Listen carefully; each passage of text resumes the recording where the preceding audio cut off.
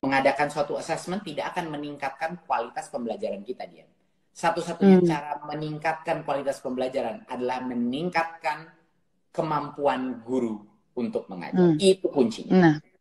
Itu kuncinya. Ya, jadi jangan salah. Kita jangan bilang, oh Mas Menteri berharap bahwa dengan adanya assessment kompetensi baru ada perbaikan. Tidak. Ngukurnya dulu yang benar. Baru kita perbaiki. Untuk mengetahui, bergerak nggak nih angkanya?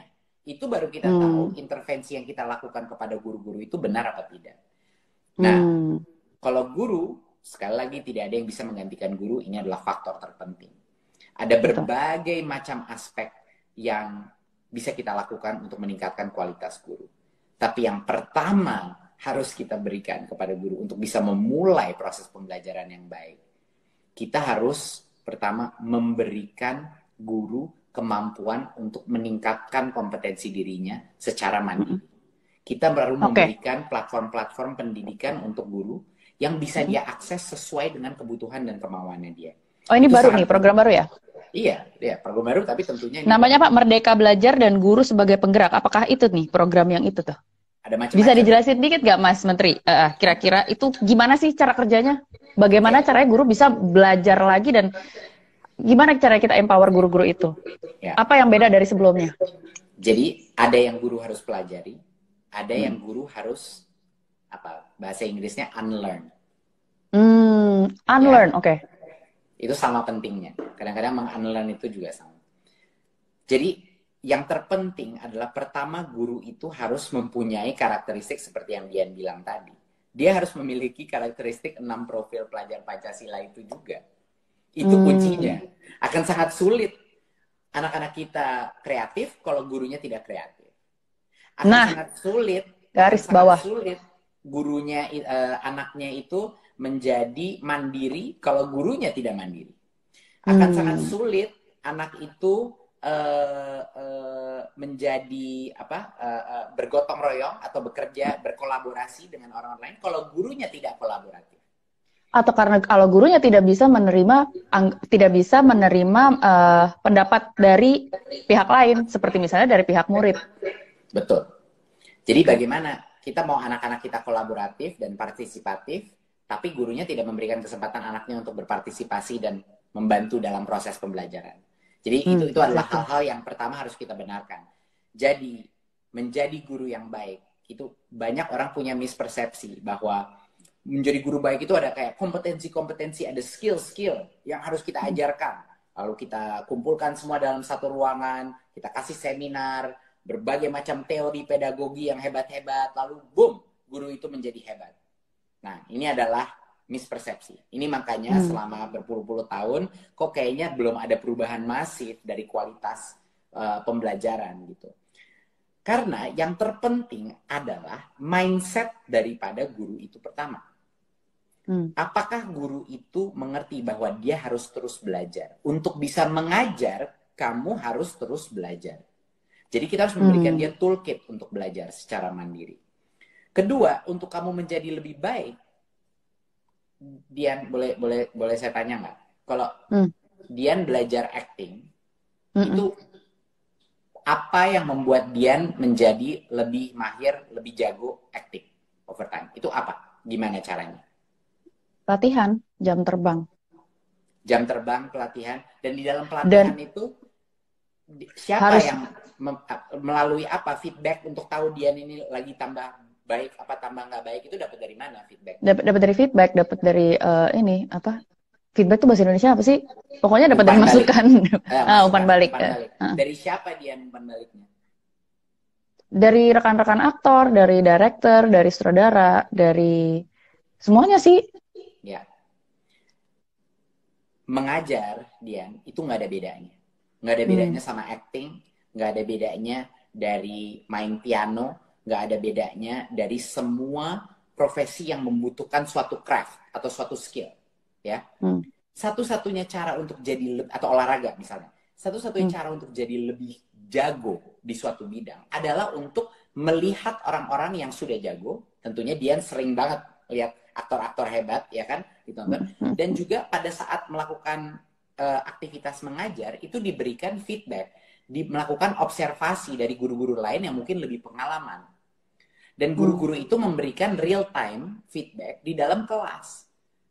Itu lihat apa yang kamu lakukan tadi seperti itu, harusnya seperti begini. Tadi saya suka tuh yang kamu lakukan, kamu menanyakan pertanyaan kepada anak itu karena dia tadi kayaknya distracted gitu.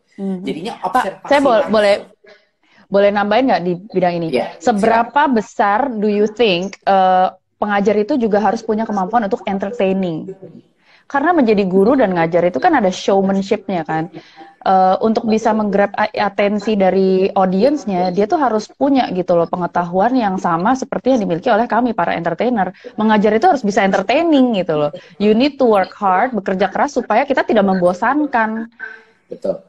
Dan kita sendiri harus passionate sama apa yang lagi kita obrolin gitu. Kadang-kadang kan guru-guru yang ada di Indonesia itu kan mungkin rata-rata udah nggak passionate lagi sama hal-hal yang dia obrolin gitu loh. Jadi dia sendiri mungkin ngantuk gitu.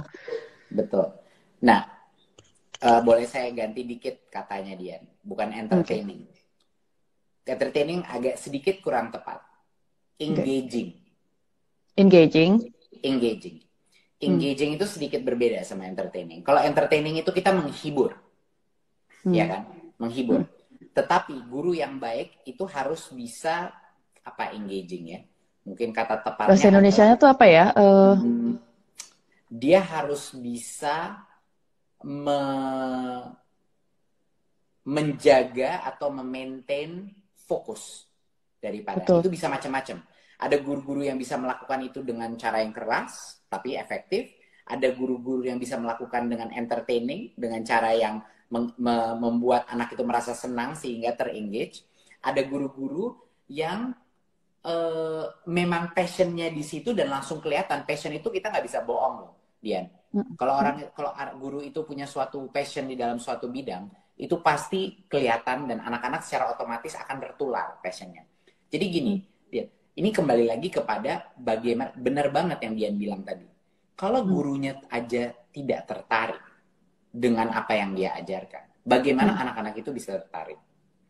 Disinilah konsep Merdeka Belajar, di mana kurikulum, yang dimaksudkan kurikulum, itu tidak akan mungkin bisa efektif kalau kurikulum itu dilihat sebagai suatu set menu yang dijejelin kepada para guru-guru, tolong distribusikan materi ini biar anak-anak belajar. Itu namanya bukan pembelajaran, itu namanya penghafalan silabus.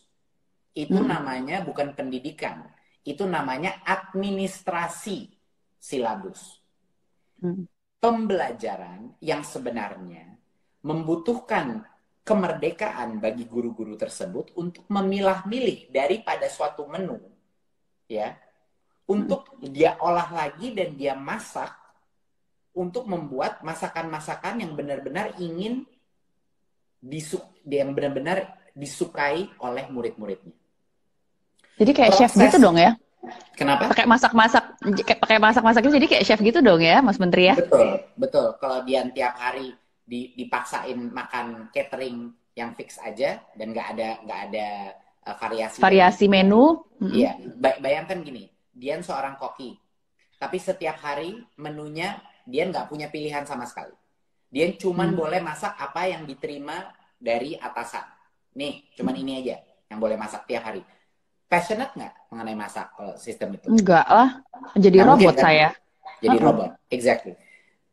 Teaching harus menjadi suatu aktivitas yang menyenangkan untuk gurunya. Dan satu-satunya cara untuk menjadikan suatu profesi menyenangkan, guru itu harus dikasihkan kemerdekaan untuk menentukan saya mau mengajar modul ini dengan cara apa, dengan metode apa, dengan materi apa.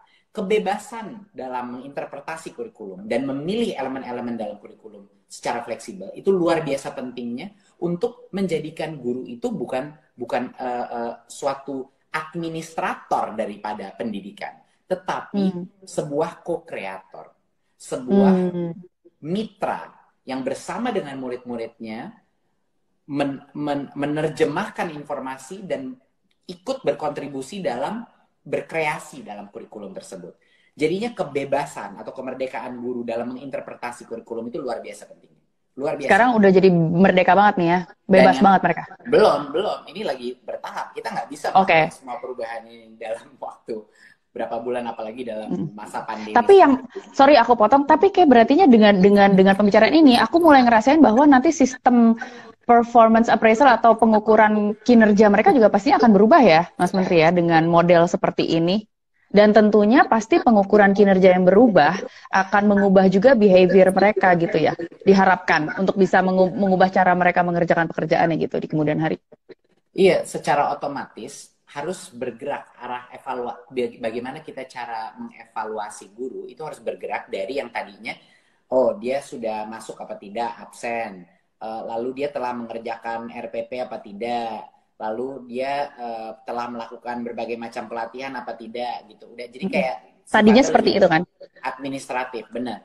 Dan ada poin-poin sistemnya harus lebih berubah menjadi kita mengukur pertama kemampuan dia, dan itu harus diukur juga dengan manusia lain, nggak bisa cuma dengan tes. Makanya guru penggerak perannya luar biasa pentingnya dalam proses evaluasi guru. Hanya manusia. Dian, bayangin kalau Dian orang mengevaluasi Dian itu level actingnya itu dites berdasarkan tes tertulis. Dian terima nggak itu? Enggak sih, karena kita tuh manusia, kita hidup, jadi hasil kerjanya juga sesuatu yang hidup dan nggak bisa direpresentasi hanya dengan angka gitu loh, nggak bisa dijudge hanya dengan angka gitu. Tapi kalau Lukman Sardi atau Christine Hakim datang dan mengevaluasi performance-nya Dian akan terima karena dia ngerti sebagai terima kan? Terima. Sama aja kayak guru. Jadi kalau kita mau mengevaluasi kinerja guru, kita harus mencari guru-guru penggerak yang kita tahu punya kompetensi lebih tinggi. Pertanyaan saya, berapa banyak sih presentasi guru penggerak yang ada di guru-guru yang ada di Nusantara ini? Seberapa besar representasi mereka di antara guru kebanyakan? Kita belum tahu. Kita sedang cari itu sekarang. Jadi sekarang dengan assessment guru penggerak kita sedang mencari sebanyak mungkin guru penggerak yang sudah mengerti dasar daripada pola pikir sebagai guru. Belum tentu dia guru yang hebat, belum tentu. Tapi dia sudah punya pola pikir yang siap untuk bisa belajar menjadi guru yang hebat. Itu namanya guru penggerak. Dia punya jiwa kepemimpinan gitu. Yang bisa memotivasi guru lain tentunya. Oke, aku akan pindah sedikit nih. Tadi ada beberapa komen yang tetap bolak-balik nanya tentang kesejahteraannya guru honorer, kesejahteraan guru honorer. Mind you, teman-teman yang menonton, mungkin kalau bisa kita lihat bersama bahwa dengan adanya Mas Nadiem, sekarang ada program baru, ada kebijakan baru di mana dana BOS sekarang sudah bisa digunakan sampai 50% untuk bisa membiayai biaya guru honorer, sementara sebelumnya 15%. Betul nggak begitu nih Mas Nadiem? Gimana nih? Boleh dijelaskan langsung nggak? Sekarang di masa BOS udah nggak ada 50% lagi, udah fully bebas kepala sekolah. Kalau dia mau fully bebas. Ya, udah untuk bayar pulsa juga bisa ya sekarang ya? Buat pulsa, mau beli laptop, mau beli tablet, mau beli alat persiapan sekolah tatap muka, mau buat bayar guru honorer yang sedang terpukul ekonomi, silakan. Itu diskresinya kepala sekolah. Jadi di masa krisis ini langsung kita buang sekat-sekat tadi. Karena kita tahu ini kondisi krisis gitu. Jadi itu yang kita lakukan untuk guru honorer. Dan kedepannya ini sedang kita perjuangkan, kan sudah pulsa sekarang untuk guru dan lain sudah kita perjuangkan. Sekarang kita akan perjuangkan lagi, kita pastikan bahwa guru honorer di masa krisis ini juga bisa mendapatkan bantuan dari pemerintah seperti bansos-bansos lainnya. Itu yang sedang kita coba bantu, itu kesejahteraan. Tapi kan masalah struktural guru honorer ini yang menjadi suatu masalah sangat besar ini sudah bertahun-tahun berakumulasi di mana jadi Dian saya jelasin sedikit esensinya seperti ini. Karena begitu banyaknya murid yang harus diajarkan, tetapi tidak semua guru-guru itu bisa lulus tes untuk menjadi guru PNS ya karena berbagai macam alasan. Ujung-ujungnya daerah-daerah dan semua kepala sekolah itu terpaksa mengangkat berbagai macam guru honorer untuk menutupi kebutuhan anak-anaknya. Ini yang terjadi di lapangan. Dengan kualitas yang belum terbukti. Jadi kita belum tahu ada guru-guru honorer yang sangat baik, ada guru-guru honorer yang kurang baik dan kurang kompeten. Itu pasti variasinya juga tersebar. Jadinya ini terjadi selama berpuluh-puluh tahun, di mana semakin banyak guru honorer yang bahkan sudah berpuluhan tahun mengajar, tapi mereka tidak dibayar suatu gaji yang layak gitu. Jadinya ke depannya ini makanya ada isu guru honorer ini terjadi. Karena mereka sebenarnya harusnya tidak diangkat, tapi karena kebutuhan harus ada guru yang mengajar dan membantu kepala sekolah itu dalam melaksanakan pembelajaran. Jadi ini bukan suatu isu yang mudah dan bukan suatu simple yang sederhana. Karena bayangkan kita ada dua isu yang terpisah. Kita harus di satu sisi memastikan bahwa ada minimum kualitas atau kompetensi untuk bisa kita sebut ini guru yang layak mendapat guru gaji yang layak gitu. Di satu sisi lain ada banyak sekali guru-guru yang memang mereka sudah berdedikasi kepada anak-anak dan kompetensinya lumayan dan beberapa juga ada yang baik dan bekerja lebih keras kadang-kadang. Dan mereka tidak mendapat kesempatan untuk menjadi guru dengan gaji yang layak. Jadinya tantangannya Kemendikbud dan juga Pan-RB, karena ini lintas kementerian, harus ke Pan-RB, Keuangan, Mendikbud, dan Kemdagri. Kita harus mencari jalan di mana anak-anak tidak dikorbankan dan guru-guru honorer tidak dikorbankan. Ini harus menjadi suatu balance di antara dua ini. Di mana guru-guru honorer yang memang layak dengan suatu kompetensi level tertentu punya kesempatan yang fair untuk bisa menjadi guru P3K atau PNS yang mendapat gaji yang layak. Nah, ini adalah suatu tantangan yang sedang kita pikir sudah 6 bulan kita mencoba rumuskan bagaimana, dan insya Allah tahun depan akan kita temukan titik terangnya bagaimana prosesnya untuk menjaga pastikan anak-anak juga mendapat guru yang kompeten, tapi juga guru honorer yang layak mendapatkan penghasilan yang baik itu mendapatkan. Itu bagaimana caranya gitu. Ditunggu episode berikutnya. Oke, teman-teman, ini udah banyak yang komen. Bentar lagi, ini udah azan maghrib, jadi mungkin banyak yang minta. Ini kita masih punya beberapa menit lagi.